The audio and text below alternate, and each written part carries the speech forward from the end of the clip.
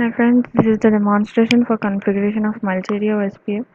So in OSPF protocol, that is Open Shortest Path First protocol, it allows us to divide the network topology into separate areas.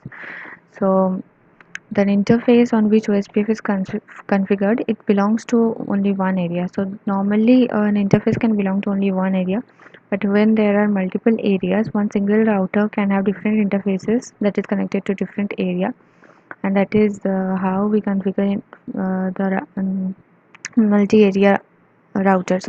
So the multi-area interface enables a neighboring relationship with a corresponding multi-area interface on the neighboring device. So we can only configure multi-area adjacency, that is two OSPF speakers. Okay. So configuration commands, these are same as OSPF. This here one new thing is you have to give router ID. It's not compulsory, but for example, router ID is given as using the command router ID. Then address is given as 1.1.1.1, and these are the some troubleshooting commands I'm going to demonstrate.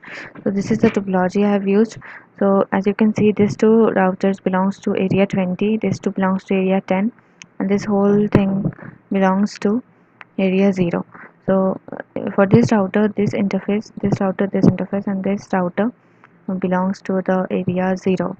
So this is the addressing table I have used, and here some of the loopback addresses are given for this router.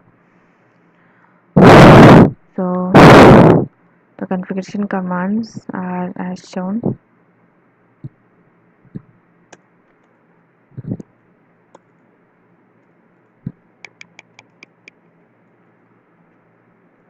So these are the commands for configuring the interfaces.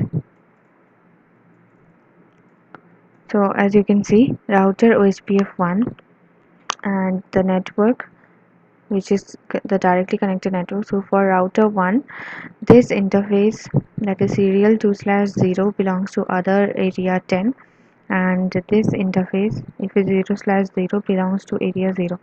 So for that I have network 172, the network address wildcard mask followed by the area, and again the other network followed by the area, that is area 10. So this is how it is done. This is basically done for all these routers. And for the loopback addresses,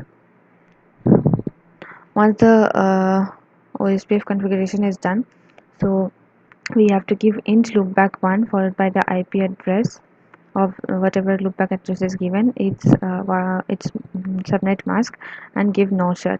Then once in both the routers we have configured the loopback addresses like this, in these two routers we can test the connection.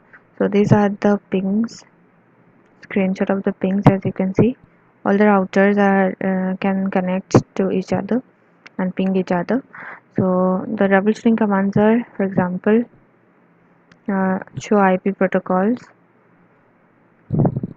then show IP route will give the routing, show IP OSPF,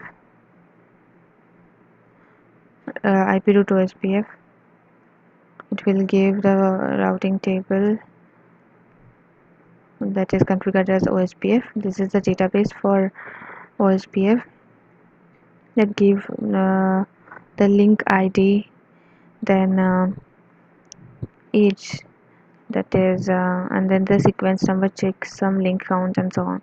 IP OSPF never gives the information about all the OSPF neighbors. IP OSPF interface, all the interfaces that are uh, configured in the OSPF protocol. So these are some of the commands that can be used to troubleshoot a multi-area OSPF. So this is how a simple multi-area OSPF configuration is done using the loopback addressing concept. Thanks for watching.